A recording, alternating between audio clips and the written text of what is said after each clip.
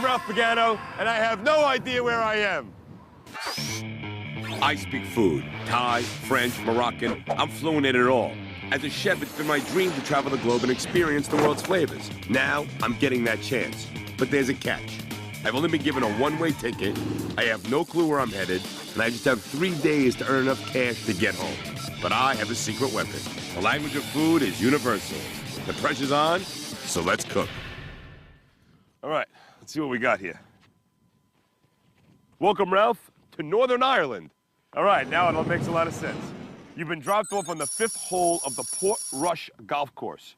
We'd love to let you play around, but there is work to do. You have 72 hours to make 203 pounds or 407 American dollars for your return ticket home. If you don't make this money in time, your penalty will be a heaping bowl of the Irish specialty blood pudding. Start off by walking east to the town of Bushmills. When in Bushmills, meet up with Chef Liz Bunting, who will give you an introduction to this amazing country. The clock starts now. Good luck. All right, Bushmills and Liz, here I come. Okay, it's a gray and rainy day in Northern Ireland, and I'm walking to a whiskey distillery.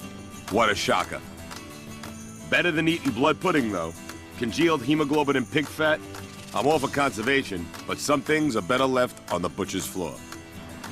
It's chilly here in Ireland. Maybe the weather is making me cranky, but there are some positives. Northern Ireland is a meat and potatoes country, and I am a meat and potatoes chef. As long as I don't have to cook outside, I'm feeling good about this one. All right, distillery. I'm almost there. First things first, finding Liz Bunting at the Bushmills distillery. But that's easier said than done because this place is massive and nearly deserted at this hour. In fact, the only sign of life is the constant sound of hammering coming from a back door.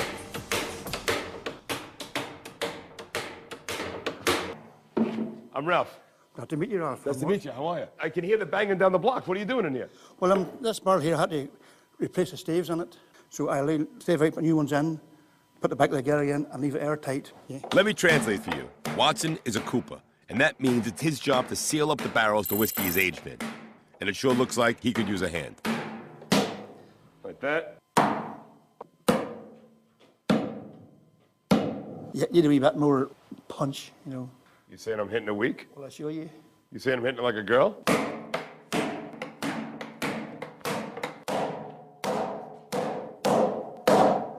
Now it's just tight. Watson, you're pretty good at this. You ever make a mistake? Plenty of times. Yeah? What happens when you make a mistake? That's a trademark of a cooper. Watson, I appreciate it. I'm gonna go see if I can find Liz and get a job in the kitchen. I think that's where I belong. Okay. I'll catch you later. Thanks very much. Thank you. My new friend points me in the direction of Liz Bunting, the head chef at the Bushmills cafeteria. She feeds the daily busloads of tourists that come to visit this, the world's oldest and largest distillery. If anyone in this place is overworked in need of a helping hand, it's this woman. Welcome to Bushmills Distillery in Northern Ireland. Oh, this is beautiful here, bro. You know my story. You know, I'm a chef from New York. I've got 72 hours. I've got to earn about 400 American dollars, 203 pounds. I've heard a lot about you, and we'll find you a job cooking somewhere. Nice. Am I going to be cooking with whiskey? Of course. Truth be told, I'm not into whiskey, but I'm not dumb enough to let that slip out around here. Liz puts the stuff in just about everything. Pepper steak, beef stew. I half expected her to put it in the scones. Put the whiskey in now? Is it going to flame up? Well, I hope not. I bet the only recipe I would consider improved by the whiskey is the cheesecake. And around here, they go through a ton of them. All right. Liz Bunting, she finally let off a little bit. She gave me this great recipe to make. It's one of those no-bake cheesecakes. So this is just butter, graham cracker crumbs, a little pinch of salt. Into the pan we go. Set it and forget it. Now, cream cheese, sugar, 9 ounces. That would have a street value of approximately $10,000. There's 2 more ingredients to this. The heavy cream, about 3/4 of a pint, and 4 capfuls of Bushmills. There's 1, there's 2, there's 3, there's 4, and there's 5.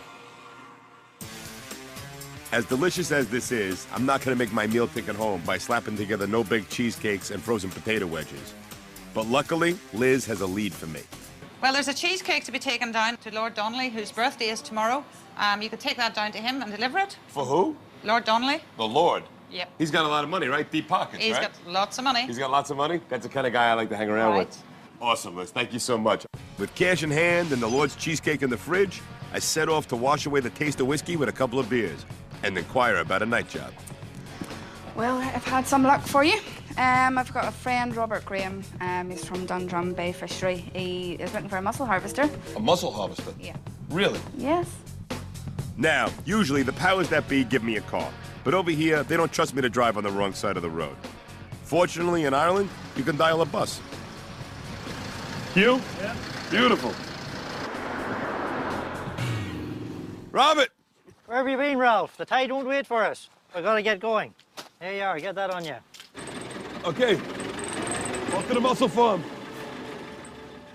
It's cold and it's wet here, but this might be the most beautiful workplace in the entire country. The pay? Not too good. Only about 25 pounds. The job? Picking and washing a half-ton of North Atlantic mussels. And we just pick them up by hand. They grow together like bunches of grapes. By hand? By hand, yep. Wow. It seems like a lot of work. It is. Do you have a bed that maybe is a little bit higher up? Like maybe bar height? No, don't work like that. No, huh? Doesn't work like that. All right, so we go like this.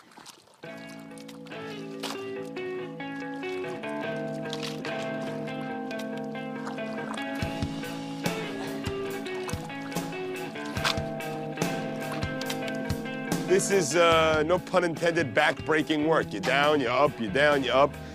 The best thing to do is when you're down, stay down. When you pick 1,000 pounds of mussels, you're really moving well over a ton. Everything is caked in mud and seaweed, and every time you lift your foot, it's a battle just to get it out of the muck. Should we start to load them up? Yeah, we've got enough here now. Who does the loading? We do. That's what I was worried about. You keep on giving me the broken side, you notice that? I'm beginning to dread the prospect of cleaning this catch, at least until I hear the magic word. Machine.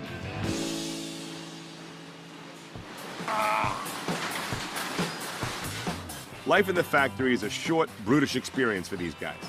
They're dumped in a holding tank, hosed off, and their beards are shaved. Then they wind up in front of a judge. The smaller ones, they get a pardon and they go back to the sea. The big ones, well, it's death by a slow simmer at the hands of Belfast's finest chefs. And so, as my first day in Northern Ireland comes to a close, I'm finding that there's very little justice in this part of the world.